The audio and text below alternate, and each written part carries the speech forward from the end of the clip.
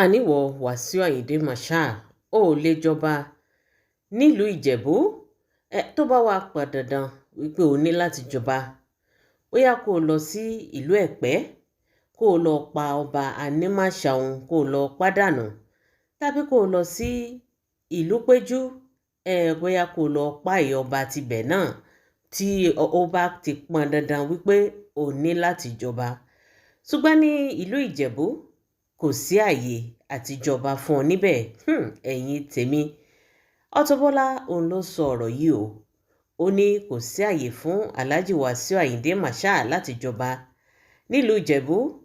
Ó ní kún ó lọ sílùú Péjú. Ẹ̀yin tèmi, àbí kún ó lọ sẹ́pẹ́ kún ó lọ pa àwọn ọba tó wà ńbẹ̀ tó wà lórí oyè. Ó ní kún ó lọ pa wọ́n dànù kún ó lè rọ́ba jẹ. Eléyìí mọ̀ gbẹnu tán. Ẹ̀yin tèmi, ìjà tó wà láàrin Auto Bola àti Wàsíù Àyìndé, ọjọ́ wo nìjà tó fẹ́ parí? Ojoojúmọ́ ló ń peléke sí. Ẹ̀yin tèmi, kí lẹ̀ṣẹ̀ èyí tí Alhaji Wàsíù Àyìndé Marshal èyí tí wọ́n ṣe Auto Bola gangan? Ẹ jẹ́ ká gbọ́rọ̀ lẹ́nu Auto Bola. Náà Wàsíù, mo rí pé láti ìjẹta tó ti ń wù báyìí pé o fẹ́ bẹ̀yàn tó bá tún bẹ anybody this time around ó máa kan àbùkù ni àbùkù ló máa kàn. Tó bá jẹ́ tó torí tèmi ló fẹ́ jókòó tí ló máa bẹ̀yàn sí mi. Ìkànnì ò lè jọba, ọlọ́run dẹ̀ ní jó jọba. Ẹni bá support ẹ pé kó jọba gan ọlọ́run máa bá tí wọn jẹ́ ni. Kò ń ṣe rọ́. Ọba yìí tó wà nílẹ̀ ti Jẹ̀bú yẹn ò lè jẹ́. Tó bá fẹ́ lọ jẹ ọbì kan ó lè lọ pa ẹnìkan nílùú Ẹ̀pẹ́ bóyá kó lọ pa ọba ní Marshal dànù kó lọ jẹ ọba Ẹ̀pẹ́ tó lóòótọ́ mú bẹ́ẹ̀. Ó ti ọ̀nẹ́ sáà. Bó dẹ̀ jẹ́ ọba Òwò Èkìtì ìlú Péjú ló máa lọ padà nù bó ṣe máa pa wọ́n tó máa lọ jẹ. Even àwọn tó ń fi ẹ́ wé Olúwo gan. Olúwo not better than you. Olúwo is more decent than you. Àwọn tó ń sọ̀rọ̀ yẹn. Mo tún rí ológun dúdú náà tó ń sẹ́ pé ìgbà tí wọ́n sọ wípé Wàsíù Àyìndé gbà tó níbo ni àwọn tó ní kò lè jọba níbo ni wọ́n wà nígbà tó fi jolú ọmọ. Ṣé wọ́n sọ fún yín pé ọba tó bá jẹ́ ń sìn ó lè rọ Wàsíù ó lè má recognize Wàsíù as olú ọmọ? Tó bá dẹ̀ jẹ́ olú ọmọ ni ló jẹ́ olú ọmọ ọba Síkírù Adétọ̀nà tí ó jẹ́ pé ìdílé tiwọn ṣótiyé ni wọ́n fi jẹ olú ọmọ. Wọ́n ta olú ọmọ ìdílé ti bàbá Síkírù ọba Adétọ̀nà wọ́n ti tà fún Wàsíù. Wọ́n níyàwó wọn ló mú Wàsíù wá. Kò dẹ̀ tí ì tún kan ilé wọn nìyẹn.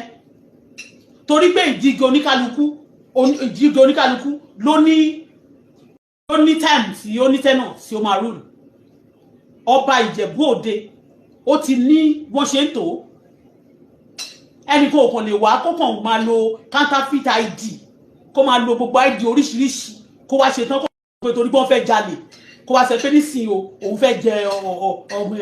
ọba òjàlẹ̀. Kò tí ì kàn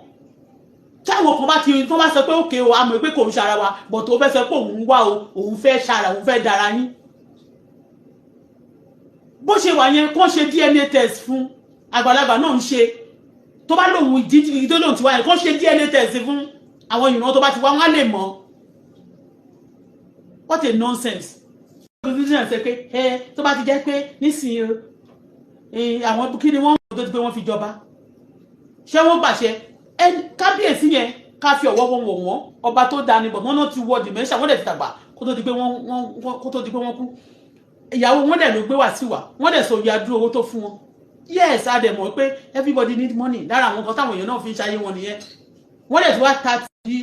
ti wọn nìyẹn ní olú ọmọ nígbà títí wọn ni wọ́n fi Wàsíù jẹ olú ọmọ títí wọn ìdílé títí wọn.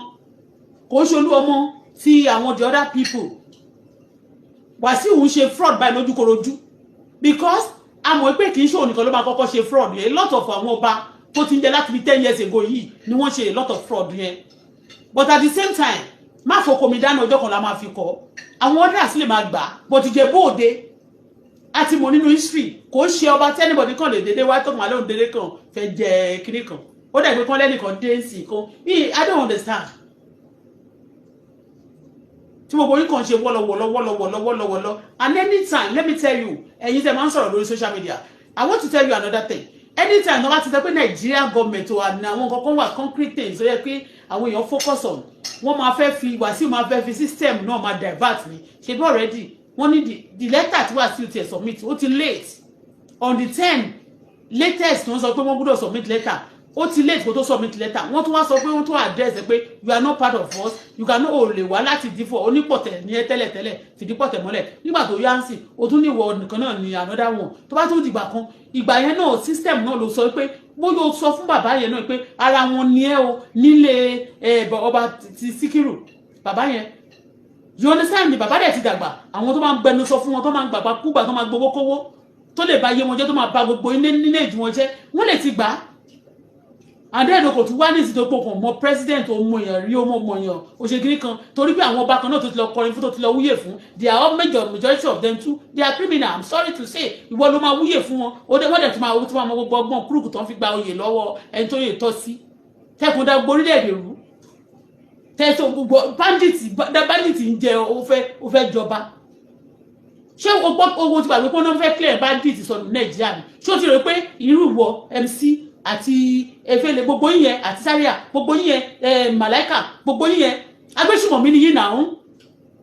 gbogbo ọmọ fẹ́ sọ mo tẹ̀ máa ìsọ fún bàbá Donald Trump àti àwọn tó bá ti àwọn United Nations pé gbogbo ẹni bá ti pa bàbá ọmọ mi tó lọ́wọ́ nínú ikú bàbá ọmọ mi kó bá wa pa torí Muslim ni àwọn tó pa bàbá ọmọ mi náà kẹ̀lẹ́ rí Christian ni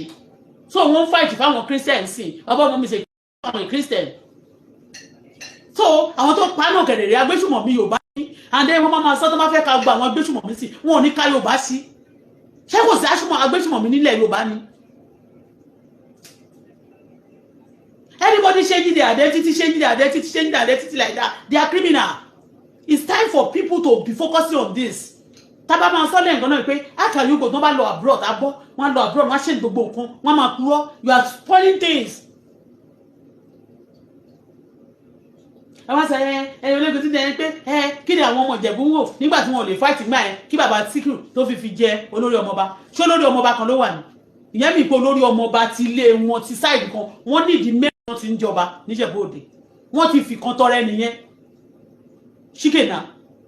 kó lọ dúró àwọn tó bá ti accept ẹ̀ tán mọ̀ pé kì í ṣe ọmọ wọn o ṣùgbọ́n olówó ó dẹ̀ léyàn òyàn yẹn ló fẹ́ kó wá ṣé Wàsíù ló yẹ̀ fẹ́ kóyàn wá sí Nàìjíríà ló yẹ̀ fẹ́ kóyàn wá sí Ìjẹ̀bú Òde